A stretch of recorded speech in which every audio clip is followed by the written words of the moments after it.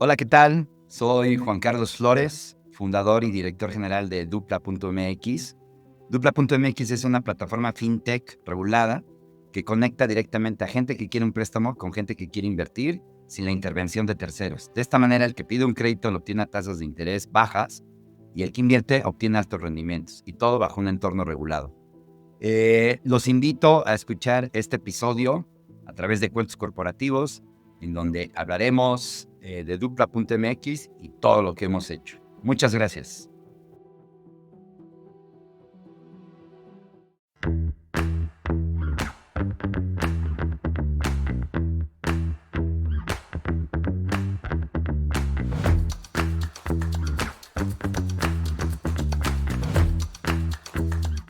Hoy retomamos una conversación que teníamos pendiente desde hace 4 años. Hace 4 años, en el episodio 53, tuvimos la oportunidad de platicar con Juan Carlos Flores de Dupla.me, una fintech que se enfoca en el préstamo entre personas, en el préstamo peer-to-peer. ¿Qué te pareció el episodio, Adolfo? Genial, porque nos puso al día, nos hizo recordar cómo fue todo ese momento que vivimos los que estábamos vinculados a los medios de pago, de lo que era la creación de la ley fintech a lo que es el ecosistema fintech hoy en México y las influencias que hay desde otras latitudes. Si estás en este sector o si estás pensando emprender en el mundo fintech, definitivamente este episodio es para ti. Y para comenzarlo, lo haremos diciendo, como siempre, nuestras palabras mágicas.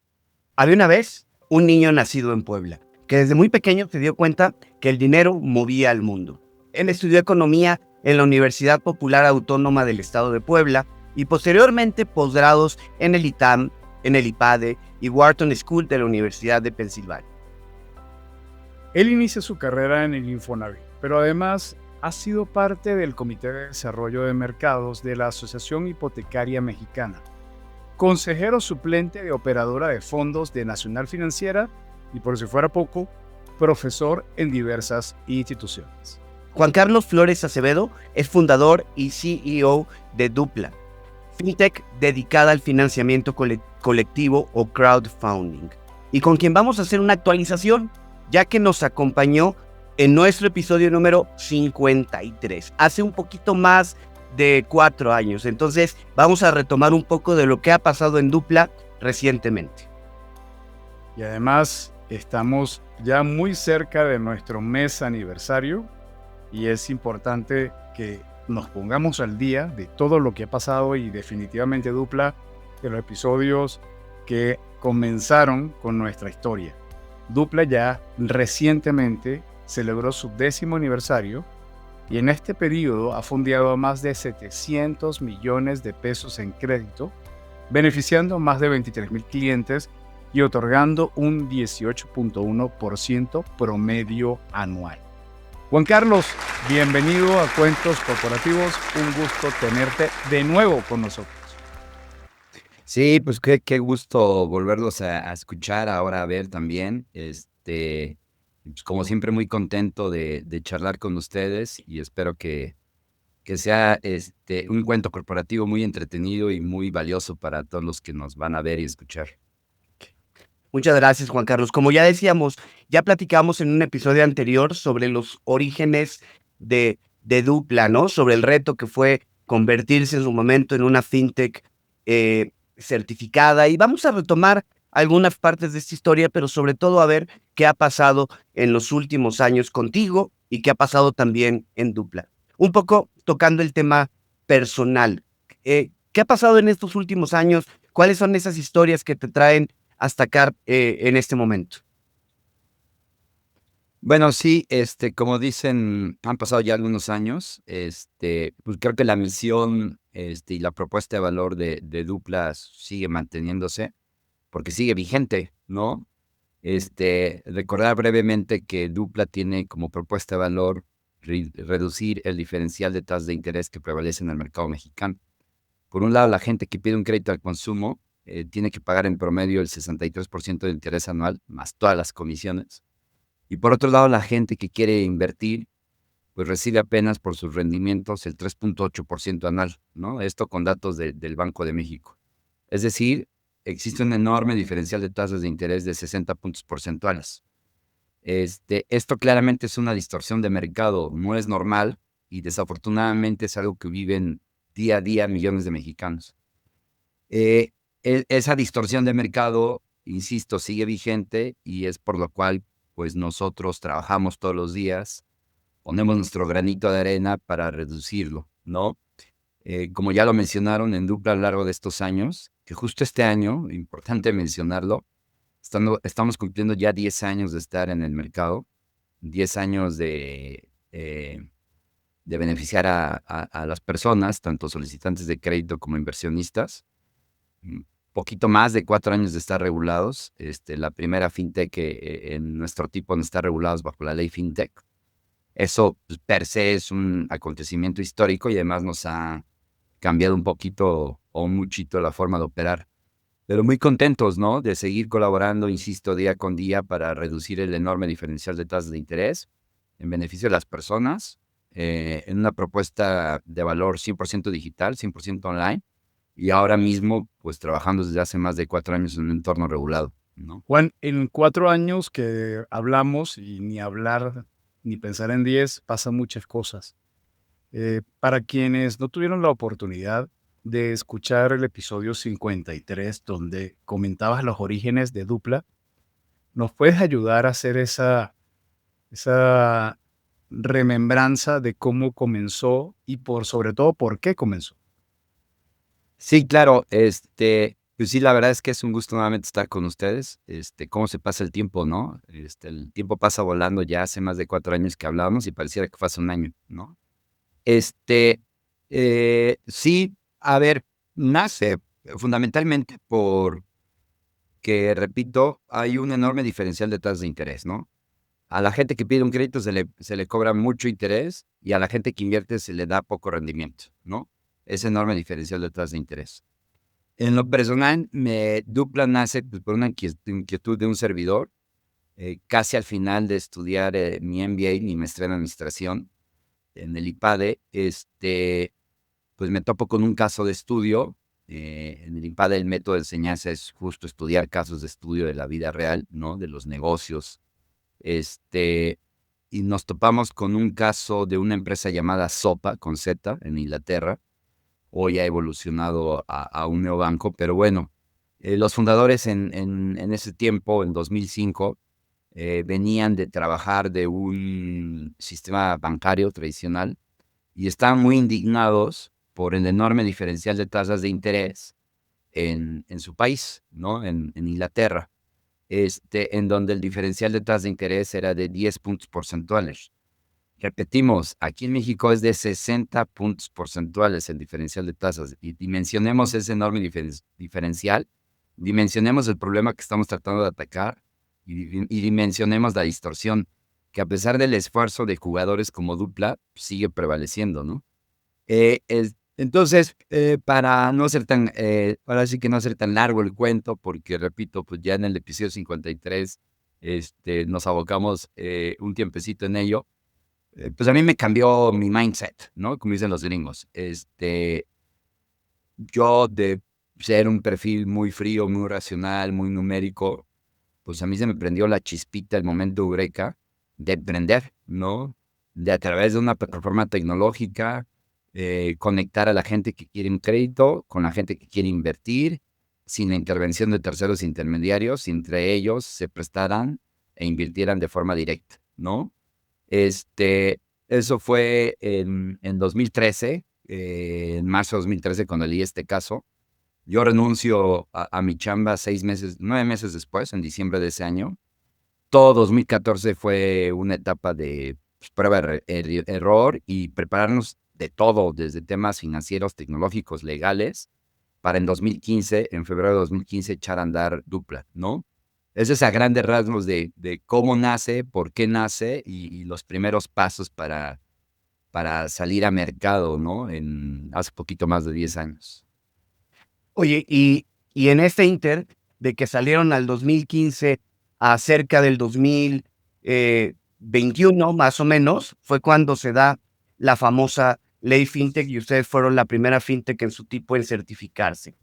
Cuando platicamos nosotros, esto apenas estaba ocurriendo. Quizá todavía no se habían dado cuenta de todo lo que implicaba. ¿Cuáles han sido los cambios, sí? Los cambios principales en relación a la forma de operar y a lo mejor algunos beneficios que ustedes hayan encontrado de ahora ser una entidad regulada.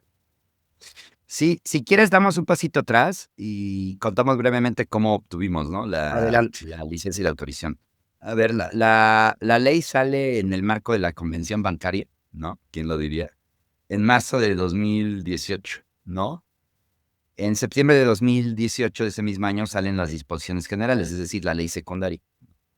Ya con eso en mano, nosotros teníamos un plazo de hasta un año para meter el filing, el expediente, a la autoridad, en este caso a la Comisión Nacional Bancaria y Valores, que junto con el Banco de México y la Secretaría de Hacienda tendrían que analizarlo y dar su visto bueno. Nosotros fuimos los primeros en entregar el expediente, ¿no? Para estar regulados a principios de septiembre de 2019. Y en ese sentido, pues, también fuimos los primeros en obtener la autorización. Ahora sí que, como dicen los contadores, primeras entradas, primeras salidas, ¿no? Y bueno, nosotros empezamos a trabajar justamente a finales del 2018, ¿no? Como por octubre, noviembre. Fue un equipo interno junto con cierta ayuda externa, ¿no? Y preparamos todo un filing porque al final del día, entre la ley FinTech y su ley secundaria, son aproximadamente unas 400 páginas que hay que cumplir, ¿no? Y pues preparamos todo el expediente y una vez que entregamos el primer filing y hubo una serie de intercambios con las correspondientes autoridades financieras, pues fue en febrero del 2021, es decir, casi 2 años y medio después. Como repetimos, comenzamos por octubre de 2018, que obtuvimos la autorización. Evidentemente en el Inter se atravesó la pandemia, ¿no? Que cambió el mundo, cambió muchas cosas. Eso hizo que se atrasara un poco la autorización, pero fue un esfuerzo de 2 años y medio. Yo creo que fueron como 500 horas hombres invertidas, si no es que más. Y y con el apoyo de algunos aliados estratégicos, pero buena parte de la chamba, pues nos la aventamos nuestro equipo y un servidor, ¿no? Afortunadamente, repito, en febrero de 2021 dimos la luz, ¿no? Una autorización que obviamente pues, nos puso muy contentos, marcamos historia, ¿no? Y siempre lo platico con mucho orgullo, ¿no? Cuando recibí por correo ese oficio de autorización y casi al mismo tiempo una llamada de algunos funcionarios públicos, ¿no? De la propia Comisión Nacional Bancaria de Valores. Eso fue un poquito la historia de la autorización a muy grandes rasgos, porque creo que en el episodio 53, como dicen, también lo platicamos, pero vale la pena hacer un pequeño resumen. Ahora, muy, muy interesante tu pregunta, ¿no? Porque sí tienes toda la razón, Adrián, Adolfo. Oye, pues a lo mejor en febrero o marzo que nos entrevistamos del 2021, pues teníamos un mes de haber recibido esa autorización. Evidentemente, como es normal, como era de esperarse, pues no teníamos mucha idea de cómo iba a cambiar nuestra historia y nuestra manera de operar y regular. Y yo te voy a decir que no solamente nosotros, ¿no? Sino pues nuestros clientes y evidentemente las propias autoridades, ¿no? También para las autoridades es nuevo, hay gente que pues es nueva también la bancaria, etcétera. Tú vas a resumir, y creo que esto puede ilustrar mucho su pregunta, ¿no? A ver, en 4 años y pico que llevamos autorizados, hemos recibido cerca de 20 oficios de requerimientos de información y hemos ya vivido más de cuatro auditorías, ¿no? Auditorías de supervisión fintech, auditorías de prevención del lavado de dinero y requerimientos de información, oficios, que son oficios extensos, no creo que son 2 hojas, son oficios en promedio de 40 hojas, ¿no? Con 30, 40 requerimientos cada uno. Ni se diga las auditorías llegan a durar entre que se abren y cierran más de un año, ¿no? Y bueno, recordar que no solamente nos revisa, nos vigila, nos monitorea, nos da un seguimiento puntual la Comisión Nacional Bancaria de Valores, sino también el Banco de México y la CONDUCEF, con independencia de todas las demás autoridades, ¿no? El IMSS, el SAT, la Secretaría del Trabajo, Profeco, Protección Civil, etcétera, etcétera, etcétera, etcétera, ¿no? El FBI, la NASA. Pues indirectamente por el tema de la prevención del lavado de dinero, ¿no? Quizás. Entonces, casi la NASA, ¿no? Entonces, eso es lo primero que puedo ilustrar. Ahora, en la operación, pues sí, siempre como le digo al equipo, ¿no? Cada mes que nos reunimos con todos, ¿no? Los del equipo, también somos un equipo chico, tampoco somos tan grande. Yo siempre remato en mis diapositivas con siempre mantener el estado de alerta, ¿no? Siempre hay que estar alertas en todo el tema de entorno regulatorio, sino también alertas porque al final del día administramos recursos de terceros y porque somos una especie, entre comillas, de empresa pública, ¿no? Si se me permite el término. Y en cuanto a la regulación, pues a ver, cada año nosotros tenemos que hacer una auditoría a nuestros estados financieros, ¿no? A través de un despacho de auditoría externa. Cada año también tenemos que hacer a través de un despacho externo toda la auditoría de prevención del lavado de dinero, ¿no? Cada mes tenemos que entregar alrededor de 8 reportes mensuales de información financiera a la Comisión Nacional Bancaria y de Valores. Justo anoche a las 10:30 de la noche nos llegó un oficio al respecto. También cada 6 meses estamos obligados a hacer una prueba de pen test, que es una prueba de ciberseguridad para pues, medir la capacidad, digamos, la capacidad que tienen todos nuestros sistemas ante un posible ataque cibernético, ¿no? Cada 3 meses debemos de hacer análisis de vulnerabilidades en torno al tema de ciberseguridad y pues tenemos que cumplir con todo el tema de la gobernanza corporativa, ¿no? Hay manuales de gobierno corporativo, evidentemente manuales de procesos de crédito, manuales de inversión, manual de cobranza, manual de ciberseguridad, manual de tecnologías de la información, manual de infraestructura tecnológica y debemos de tener una matriz de riesgo, ¿no? Que data ahí todos sus riesgos y sus controles. Debemos de tener un plan director que evidentemente va de la mano con temas de ciberseguridad, un BCP que es un Business Continuity Plan, un DRP, un Disaster Recovery Plan que tiene que ver con ciberseguridad.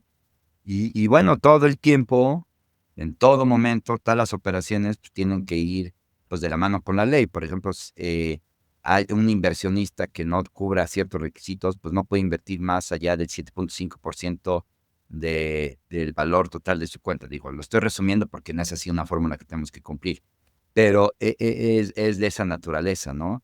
Temas de pedir geolocalización, todos los clientes deben de cumplir con su filing de prevención del lavado de dinero, tanto solicitantes de crédito como inversionistas. Ese es a gran resumen, ¿no? Y ahora, todos esos temas operativos, ¿cómo cambian? A ver, los retos pues hay que cumplir todo eso, los retos hay que tener un estado de alerta, también hay que contar con un buen equipo de operaciones, de contabilidad, un buen equipo legal, un buen equipo de tecnología, ¿no? Al final del día de retos pues a lo mejor hace 5 años alguien que quería ser inversionista, pues nomás firmaba su contrato, hacía ahí un rápido onboarding y ponía su lanita. Hoy es eso más una firma electrónica de constancia de riesgos, más todo un proceso robusto de KYC para prevención del lavado de dinero, y tiene que tener un doble factor de autenticación, ¿no? Cada vez que quiere invertir en la plataforma tiene que activar su doble factor de autenticación, su Está geolocalización, etcétera, impresionante. etcétera. Ahí te voy a interrumpir, Juan, porque recuerdo que, o sea, con lo que estás comentando y para quienes no le seguían mucho la pista al mundo de las fintech, como dice Juan Carlos, entre 2018 2020, o sea, las fintech, según estoy ahora haciendo un poco de memoria, eran como la inteligencia artificial del momento, era lo que estaba de moda, era lo que todo el mundo quería tener. Habían incluso una cantidad impresionante de empresas pequeñas que salieron en su momento, que no llegaron a certificarse, que así como salieron e hicieron mucho ruido, desaparecieron. Y como mencionas, Juan, hay todo un proceso de blindaje que demanda el sector, que no es menor y que más allá de la inversión implica desde el punto de vista de preparación de los equipos y estar en una alerta permanente. Y hablando de alerta, y yo soy muy nostálgico y regreso de nuevo a tus anécdotas, hay una anécdota tuya impresionante, muy interesante, relacionada a un día en que te fuiste de Navidad y te llegó una carta. ¿La recuerdas? Sí, cómo no, que fue parte de los inicios. Eso fue en 2015. A ver, nosotros, como lo dije hace ratito, salimos al mercado, digamos, a la nube, al internet, en febrero de 2015, ¿no? Otorgamos nuestro primer crédito pues, a finales de febrero de 2015 y seguramente era de un conocido mío, de mis socios o de nuestros colaboradores, no seguro. Bueno, él tenía que pagar su primera mensualidad pues, a finales de marzo de 2015, un mes después, como se hacen pues, la mayoría de los créditos al consumo, ¿no? Yo recuerdo perfectamente mediados de marzo en que yo estaba con el equipo de tecnología, y recibo una llamada de la oficina virtual, ¿no? En donde en esa ocasión trabajamos. Ahora otra vez volvemos a trabajar como medio de home office, ¿no? Pero ahora ya por pues, un poco necesidades de mercado, la pospandemia, etcétera. Pero en ese momento era pues, por tema de presupuesto, pues, no podíamos rentar una oficina. Y recibo esta llamada muy, muy extraña, ¿no? Me dice, oye, aquí en la oficina están preguntando por usted unos señores que dice que vienen de la comisión bancaria a entregarle un documento. Digo, está muy bien, pues dile que no estoy, que además no estaba, no es que no estuviera negando. Y y pues que pasen mañana, diles que a tal hora, y ya, pues yo platico con ellos, pero tú ni recibas nada en menos firmes de recibido, ¿no? Uy, no, too late. Pues ya los recibí y firmé. Digo, ok, ¿y qué es? Pues sí es un oficio. ¿Y cuántas hojas son? Pues como 50. No, ya valió, ¿no? Y sí iba dirigido a nosotros. Me acuerdo que en ese camino en ese momento di por terminar la junta, me dirigía a la oficina que además estaba a 300 metros de Plaza Inn, de las oficinas centrales de la bancaria, ¿no? Se fueron yo creo caminando estos cuates. Y para no hacerles el cuento largo, pues efectivamente era un oficio de investigación de la vicepresidencia jurídica de la Comisión Nacional Bancaria de Valores, diciendo que estábamos violando las leyes, la Ley General de Títulos y Operaciones de Crédito, la Ley de Instituciones de Crédito y me parece que la Ley de Sociedades Mercantiles, ¿no? Y que teníamos que contestar. Contestamos, intercambiamos durante 10 largos meses una serie de oficios, fueron como 4 o 5 oficios de ida y vuelta. Una anécdota en el Inter, nos preguntaban nuestro organigrama, ¿no? El organigrama de toda la organización. Era un organigrama de, como es la serie esta de televisión, ¿no? Two and a Half Men. Éramos 2 personas y un becario, ¿no? En ese momento. Entonces, nos ven a preguntar, no, es que no entendiste. Queremos el organigrama de toda la empresa, de toda la organización, ¿no? Sí entendí bien. Somos 2 personas y media, ¿no? Y en diciembre, ¿no? Por ahí del lunes 20 de diciembre de 2015, recibo el último oficio, en donde me dicen, pues a lo largo de estos meses no has probado que no estás captando dinero del público inversionista, ese era el punto doctoral de la autoridad, y por lo tanto, este delito se castiga con la privación de tu libertad, ¿no? En un oficio firmado por un funcionario público con un sello del Estado mexicano, ¿no? No fue un correo electrónico, no fue una llamada, no fue una plática de pasillo, ¿no? Pues a mí se me vino el mundo encima, ¿no? Yo siempre lo digo, ya en mi casa habría romeritos, a pavo, a bacalao y pues tenía yo ahí que chambearle, ¿no? En vacaciones a ver cómo teníamos que responder porque nos daban 5 días más. Al otro día pues, iban de vacaciones los de la bancaria. Yo siempre pensé, ay, qué gacho, me hubieran mandado ese oficio el 7 de enero, ¿no? Pero bueno, pues pasé una medio estresada Navidad, no amarga Navidad, pero sí estresada Navidad. Pues como lo resolvimos un poco, como a veces se tienen que resolver estas cosas, ¿no? Yo recordaba que una ex compañera del trabajo y de la universidad, trabajaba ahí en la bancaria, en la coordinación de asesores del presidente de la bancaria. Tuve una charla con ella, me ayudó a gestionar una reunión con el vicepresidente jurídico, y en enero de 2016, nos apersonamos a su oficina, el abogado de la empresa y un servidor, Y estuvimos como 4 horas en su oficina y la determinación fue, a ver, pues hemos revisado, no hay nada raro, tienes todo las transacciones de crédito y de inversión bien trazadas, tus estados de cuenta, tu acta constitutiva, etcétera, etcétera. Sí estás en un área gris. En lo que a mí respecta, cambia ciertas palabras en los contratos en tu página de internet. Por ejemplo, nos prohibían en ese momento la palabra inversión. Y tienes 24 horas para hacerlo y ya te va a dejar yo pues, de buscar, de perseguir, de investigar. Pero si llega otro en mi cargo y tiene otro juicio, otro criterio, que esto es de criterio, ten cuidado. Entonces, lo que te recomiendo es que empujes con el área de desarrollo regulatorio, porque ya escriban una ley que haga fit perfectamente con lo que hacen ustedes. En el Inter, en 2015, yo siempre lo digo de broma, ¿no? Es como yo me sentía como en un proceso de pasteurización. O sea, frío, calor, frío, calor, frío, calor. Frío cuando me llegaban estos oficios, estas conversaciones con los abogados de la bancaria. Y calor cuando la gente de desarrollo regulatorio, ¿no?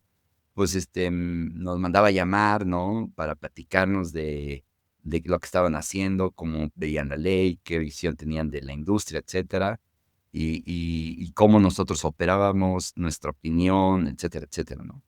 Pero pues sí fueron momentos muy interesantes. Hoy lo digo a lo mejor hasta con cierto sarcasmo, cierto dosis de broma, pero la verdad es que creo que fueron de los momentos que me han forjado mi vida profesional y personal, ¿no? Y no se lo deseo a nadie, es amenazado por el Estado mexicano. Está cañón, o sea, me sentí ahí como delincuente, ¿no? Literal. Oye, Juan Carlos, y en estos últimos 4 años, a lo mejor no con con una auditoría o con un señalamiento de la autoridad, pero han pasado por un momento que consideres así de crítico, un momento donde de pronto pensaste, oye, esto no está jalando, esto no tiene un futuro, te llegó a pasar, pero no nos lo digas ahora, dínoslo después de una pausa y regresamos contigo. Perfecto. Somos Sport Madness. Nos dedicamos a hacer realidad los eventos deportivos de empresas, escuelas, universidades e instituciones gubernamentales, desde carreras empresariales para celebrar una fecha especial o para aportar a una causa social, organizar tus torneos de fútbol, pádel, básquet o golf, ofrecer conferencias de bienestar o crear team buildings con componentes deportivos. Visítanos en www.sportmadness.club y hagamos realidad tu próximo evento deportivo. Juan Carlos, antes del corte nos platicabas un poco del momento que vivieron previo a estar certificados y cómo pues en algún momento la autoridad señaló a Dupla, te señaló a ti con ciertos riesgos, incluso de perder tu libertad. En estos últimos 4 años donde ya están certificados, ¿han vivido algún momento crítico, algún punto donde a lo mejor por diferentes razones hayas pensado en que Dupla no tenía un futuro? Mira, un momento, la verdad, bien complicado. Yo creo que para todo el mundo fue entre marzo y abril del 2020, en los muy, muy, muy inicios de la pandemia, ¿no? Pues todo el mundo escuchaba las noticias, leía a los expertos. Yo me volví experto en coronavirus, ¿no? Según yo. Y pues leías todos los entrevistas, podcasts, columnas, y pues parecía que pues literal, el mundo, si no se iba a acabar, iba a sufrir pues un golpe importantísimo a nivel económico y a nivel salud, y hasta se hablaba, ¿no? Se comparaba con la influenza española de años 1920, 1930, ¿no? Y bueno, si eso era a nivel pues, salud, que es un tema de política pública importantísimo, la vida de las personas, lo más importante que tenemos los seres humanos, pues imagínense en temas de pues, levantar capital, levantar dinero para startups financieras en México, ¿no?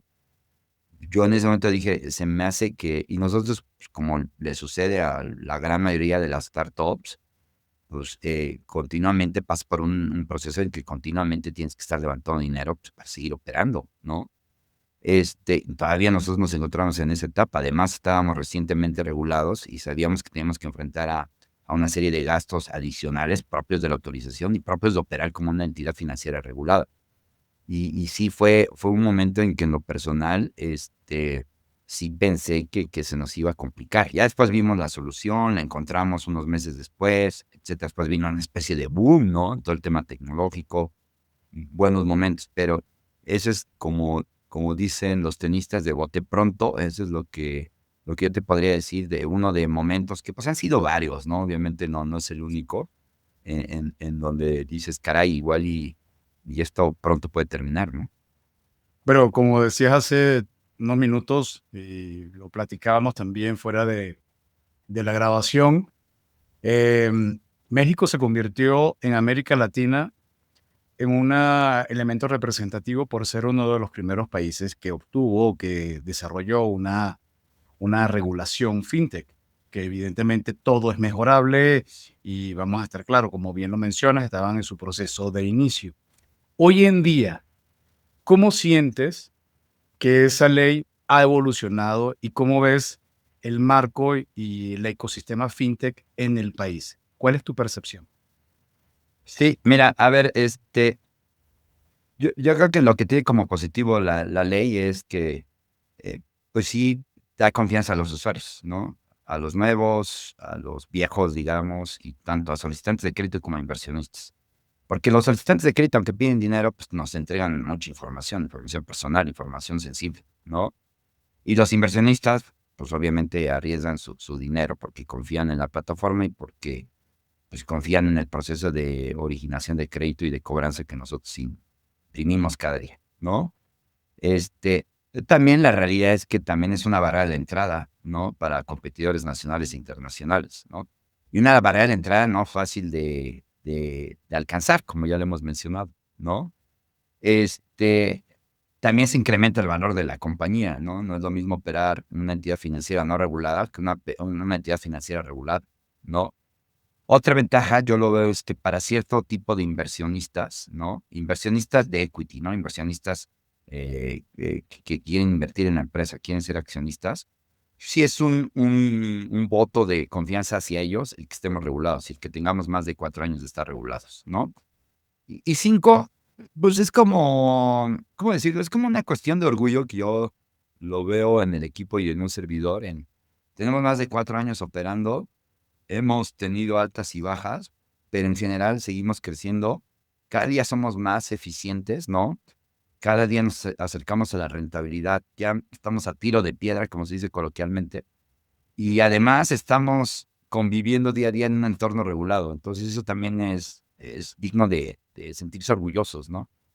Y el otro, ya para terminar, en este tema, hace un par de meses, en una cena con uno de mis socios, me decía, oye, a ver, hace tiempo te quiero preguntar y no ha habido la oportunidad. Ahora el escenario es el ideal. Y después de 10 años y tan regulado y todo lo que se ha vivido, has vivido tú con tu equipo, con nosotros como accionistas, ¿cómo te sientes respecto a Dupla? ¿Cuál es tu sentir? Todos los días cuando te levantas, ¿qué sientes, no? Y yo le dije, a ver, te lo voy a poner muy fácil. Han sido los años más felices de mi vida profesionalmente hablando. Y me contesta, wow, ya me desarmaste, ya no tengo argumentos, ya me queda claro tu sentir y me queda claro lo que quería yo indagar, ¿no? Entonces, pues a pesar de todo, como dicen ahora lo que está muy de moda, ¿no? Hablar de felicidad y todo eso, pues enjoy the journey, ¿no? Creo que ese es el medio del asunto. Ayer que te decía yo, ay, leí el oficio de 10:30 la bancaria, pues ya trato de ser empático, ya digo, bueno, están haciendo su chamba, yo haría lo mismo, yo lo hubiera mandado a las 11 de la noche, etcétera. Entonces, pues hay que disfrutarlo, así es este negocio, eso fue lo que elegimos, tenemos una propuesta de valor padrísima, tenemos impacto social, hemos hecho historia y pues muy contentos de todo lo logrado, ¿no? Ok. Oye, Juan Carlos, y ahora a ver, platícanos un poco de cómo ha evolucionado la organización. Cuando llegó el primer oficio de la bancaria eran 2.5, ¿no? 2.5 men. Ahora, ¿cuántos son? ¿Cómo es un poco esa estructura de Dupla después de 10 años? A ver, el pico a la baja, digamos, en términos de headcount, de gente del equipo, pues éramos los 2.5 men, ¿no? 2.5. Luego el pico hacia arriba éramos 23, ¿no? Hace 2, 3 años. Y ahora somos 11. ¿Por qué esta subida y bajada?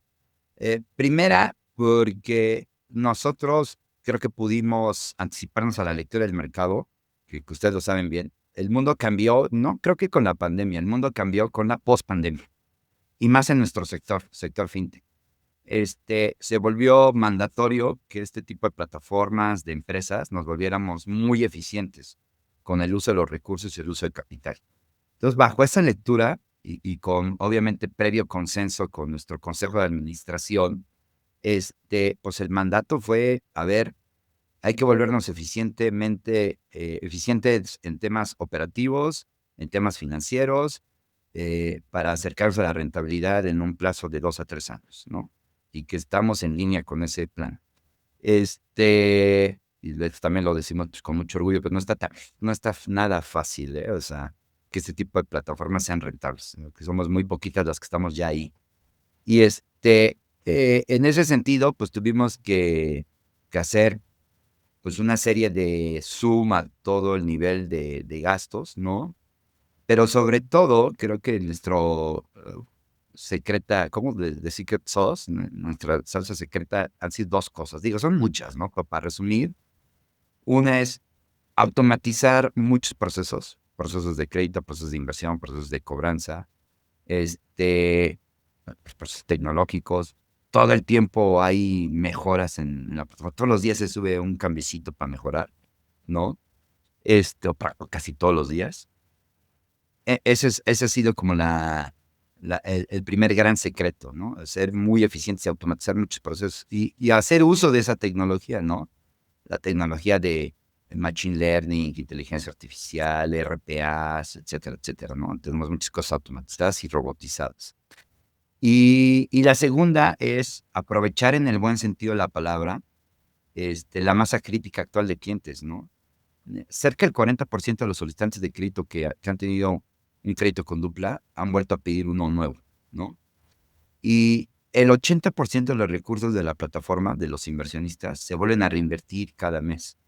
Entonces, esas 2 cosas han sido, creo que, la fórmula para hacernos eficientes y pues permitirnos trabajar con un equipo, la verdad, muy pequeño, pero pues muy eficiente, robusto y en términos generales seguro internamente y externamente, ¿no? Juan Carlos, ¿y cómo te estás preparando tú y tu equipo para los próximos 10 años de Dupla? ¿Hacia dónde se van a dirigir o cuáles son los ejes de evolución que tienen pensado? Sí, mira, nosotros queremos ir mejorando y evolucionando el modelo, ¿no? No es tan fácil, pues, porque hay una ley que hay que cumplir. No podemos hacer hoy, el día de mañana, no sé, vender seguros. No se puede directamente. A lo mejor hay una forma de encontrarlo legalmente, a través de un tercero, etcétera, pero no se puede hacer seguro. Pero a ver, de las primeras cositas que queremos hacer, y ya estamos haciendo, es un ajuste a nuestro modelo de negocio. Hoy por hoy es un modelo peer-to-peer, consumer-to-consumer. Queremos evolucionar a un business-to-consumer, en donde el business, las personas morales vengan del fondeo, es decir, que buena parte de la inversión ya no sea de personas físicas. No quiere decir que no aceptemos y que no abramos las puertas a la gente que quiere obtener altos rendimientos, pues esa es nuestra misión. Pero también en que inversionistas institucionales, llámese bancos o FOMES o FIPOS, fondos de inversión, hedge funds, family offices, fondos de pensiones, inviertan en los solicitantes de crédito a través de nuestra plataforma, a través de Dupla, ¿no? Ese es el primer como cambio. Yo como lo veo a 10 años, pues evidentemente va a ser un camino con retos, con muchos triunfos. Seguramente en el Inter la ley se va a actualizar. Vamos a tener que estar lidiando con estas nuevas tecnologías de inteligencia artificial. Ya se está hablando de una ley de inteligencia artificial, imagínense, ¿no? Pero bueno, yo me gustaría en 10 años estar aquí platicando con ustedes y poder hacer un statement en base a datos que efectivamente redujimos el enorme diferencial de tasas de interés, que ya no es de 60 puntos porcentuales, a lo mejor es de 30 puntos porcentuales o de 40 puntos, y que eso hizo que los jugadores tradicionales pues también se pusieran las pilas, que lo están haciendo, pues para ofrecer mejores productos de crédito, de inversión y a mejores condiciones financieras, a mejores tasas, menores tasas para los solicitantes de crédito y mayores tasas de rendimiento para los inversionistas. Eso es, yo creo que el principal output en 10 años que tiene que dar Dupla, el delivery de Dupla. Oye, Juan Carlos, perdón, me llama mucho la atención este cambio que le quieren dar al modelo, ¿no? Donde las empresas sean los que se conviertan en los inversionistas. Cuando invierte una persona, pues sabe a lo mejor, bueno, no a lo mejor, está más propenso a lo mejor a correr un riesgo, lo sabe. Quizá las empresas son menos propensos porque no es dinero propio, es dinero que se ha conformado a lo mejor de una familia, de una organización que está creciendo y eso. ¿Cómo, pues no garantizan, pero cómo evalúan ustedes ese riesgo para que a una empresa le sea atractivo? Porque al final creo que eso es mucho de la clave. ¿Cómo evalúan a los que piden esos préstamos para que otras organizaciones puedan estar interesados? Mira, revisamos de los solicitantes de crédito cerca de 30 variables, ¿no? Desde variables hard o business as usual, como es su historial de crédito, la capacidad de pago, antigüedad laboral, el debt to income, el nivel de endeudamiento. Otras no a lo mejor tan business as usual como la industria, el código postal, el género, para qué lo utilizan, el crédito, etcétera. Y también otras, pues, más, menos tradicionales, como por ejemplo, la edad del correo electrónico con el que inician su solicitud de crédito, a través de este correo electrónico, qué tipo de actividad ha tenido en el Internet, si ha tenido conductas fraudulentas en otro tipo de plataformas, de e-commerce, marketplace, etcétera, etcétera, ¿no? Y al final del día, pues recordemos que tenemos 10 años operando, cerca ya de 800 millones de pesos en créditos otorgados. El 70% de esos créditos otorgados ya han sido pagados de forma parcial o en su totalidad. Y ese dato duro, contundente, te habla, Adrián, de que pues claramente estamos demostrando con datos que somos capaces de originar y de cobrar pues de forma eficiente, ¿no? Estamos más allá de una etapa de product market fit, ¿no? Creo que pues tenemos ya mucho conocimiento acumulado, ¿no? Y lo vamos mejorando con el uso de herramientas tecnológicas, nuestra propia data, ¿no? Interna que tenemos, etcétera, etcétera, ¿no? Entonces creo que eso es algo importante. Ahora, pues a ver, otro dato importante, ¿no? La tasa de vencimiento, el índice de cartera vencida es del 10.6%, ¿no? Al cierre de mayo de 2025. Entonces, pues eso te habla de que prácticamente el 90% de la gente paga en tiempo y forma, ¿no? Y estamos hablando de crédito al consumo, crédito pues, sin garantía, ¿no? Y eso por un lado. Por otro lado, pues, también hemos demostrado a lo largo de estos años el rendimiento histórico observado, que eso no quiere decir que sea un rendimiento garantizado, que yo estoy a través de su conducto ofreciendo este tipo de rendimiento. Simplemente estoy acudiendo a la data histórica. El rendimiento promedio del inversionista es del 18.1% anual, medido por TIR, por flujo efectivo, contra el 8.5% que están los CETES, ¿no? Por ejemplo, es más del doble. Y que probablemente puedan estar bajando un poquito más los siguientes años, ¿no? O meses. Bueno, está impresionante la verdad y me da muchísimo gusto, Juan Carlos, poder escuchar cómo ha sido la evolución desde la época de Two and a Half Men a lo que estás logrando hoy en día, hacia dónde se están perfilando. Enhorabuena y como esperemos que bien lo mencionas, pueden ser en 4 años nuevamente nos volvamos a reunir Ujú. y sigamos muy de cerca la historia de Dupla. Ahora regresamos, como lo hicimos hace 4 años, a tus gustos personales nuevamente.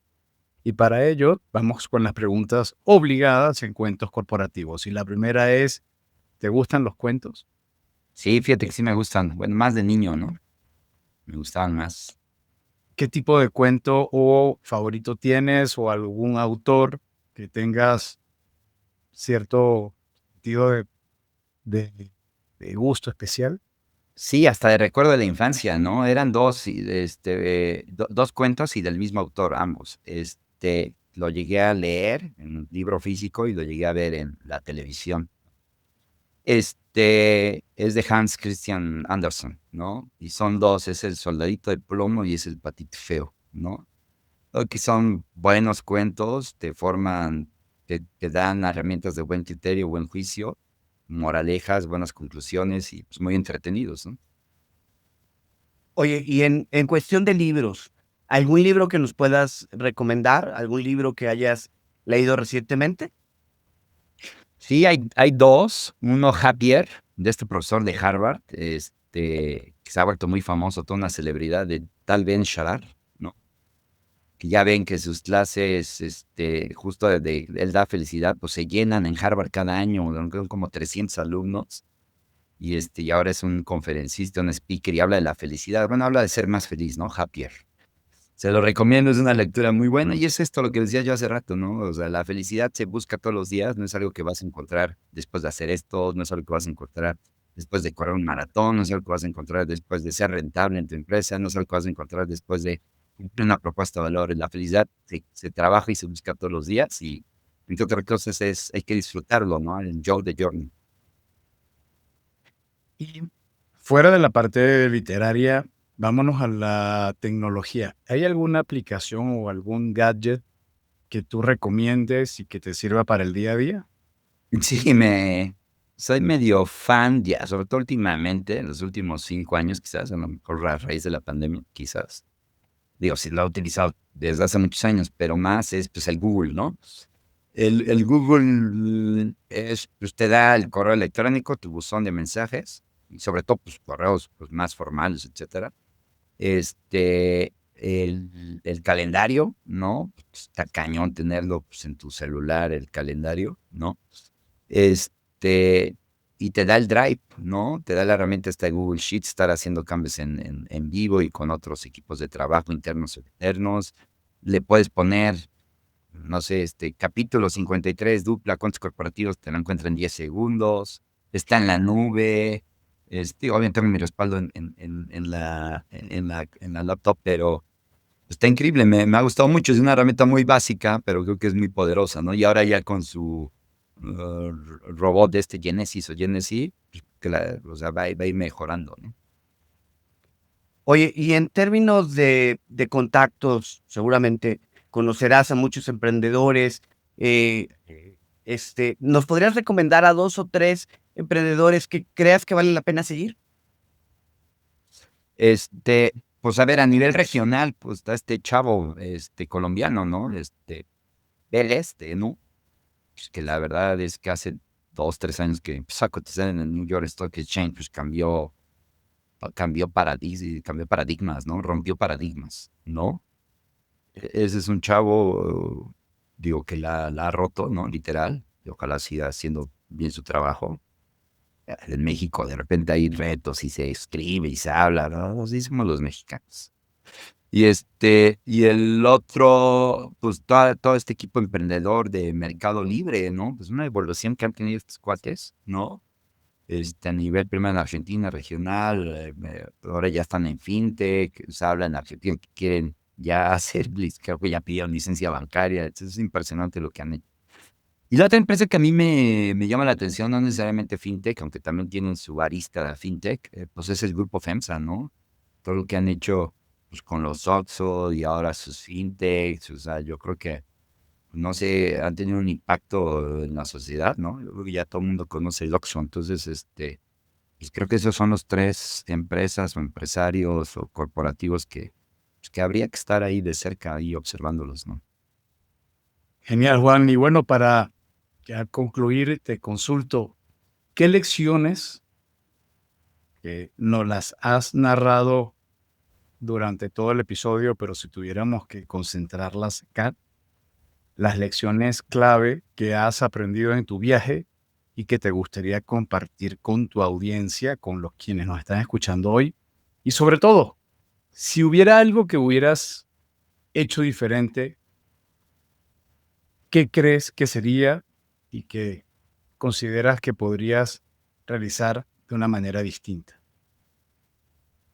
A a ver, luego he tratado de hacer este tipo de ejercicios, pero fíjate que soy muy malo porque yo me voy a estresar más y me voy a enojar conmigo mismo, ¿no? Pero, a ver, creo que es bien interesante tu pregunta, ¿qué lecciones, no? ¿Qué aprendizajes que pudiera yo compartir con la gente que nos ve y nos escucha? Siempre yo soy creo que mi frase favorita, la frase que más repito hacia mí mismo y hacia el equipo es el double check. Y a veces el triple check, o sea, siempre estar revisando, ¿no? No dar las cosas por sentadas, no decir: "Ay, ya rápido", o sea, siempre el double check, ya antes de mandar un correo o un mensaje, y qué decir de hacer reportes, qué decir de hacer análisis, qué decir de tomar una decisión, qué decir de lo que vas a decir o no vas a decir en una junta, todo el tiempo double check y en algunas veces el triple check, ¿no? La segunda es, pues, algo ya muy trillado, pero, pues, que es muy vigente y muy neta, ¿no? Como se dice coloquialmente. Sí, tratarte de rodearte de gente que haga clic contigo o que comparta los mismos valores personales o profesionales, ¿no? Que las cosas van a ser más fáciles, ¿no? Que alguien con el que, pues, no comulgas en ningún sentido, ¿no? Y la tercera, si van a emprender en la industria fintech, pues echen un ojo a la ley, ¿no? Y a sus disposiciones generales, no se vayan a meter un susto. Juan Carlos, pues de verdad, muchísimas gracias por dejarnos conocer un poco de la evolución de Dupla a 4 años y a 10 años de su aniversario, ¿no? Que nacieron en el 2015, todavía como una organización donde la ley que la regulaba pues no existía y han pasado tanto tiempo. Entonces, gracias por acompañarnos, por dejarnos conocer y a ti que nos escuchas, gracias por llegar al final de este episodio. Si te gustó, no dudes en suscribirte en tu plataforma y calificarnos con 5 estrellas. Así es. Bueno, Juan Carlos, muchísimas gracias y gracias a ti que nos estás escuchando. Te invitamos a visitarnos en www.cuentoscorporativos.com. Allí está toda la biblioteca de 4 años que próximamente nosotros vamos a cumplir en agosto 2025. Y ahí están todos los episodios, desde el primero, donde lo narrábamos en un balcón, hasta el día de hoy con el gran Juan Carlos. Entonces, visítalo y por favor, ponte el día. Adolfo, tengo que corregirte. Van a ser 5 años. Nosotros cumplimos 5 años en agosto de este año. Es que pensé que en un momento me tuve esa confusión. No nacimos en 2021, nacimos en 2020. En 2020, exactamente. Hace Cierto, casi cierto. 5 años, ya con 260 episodios aproximadamente al aire. Y bueno, pues como siempre decimos, las empresas, sin importar su origen, razón de ser o tamaño, tienen todas algo en común. Están hechas por humanos. Y mientras más humanos tienen, más historias que contar. Y bueno, como siempre, todo cuento empieza con un había una vez. Nos escuchamos en el próximo episodio. Juan Carlos, muchísimas gracias. Muchas gracias a ustedes, un gusto. Saludos.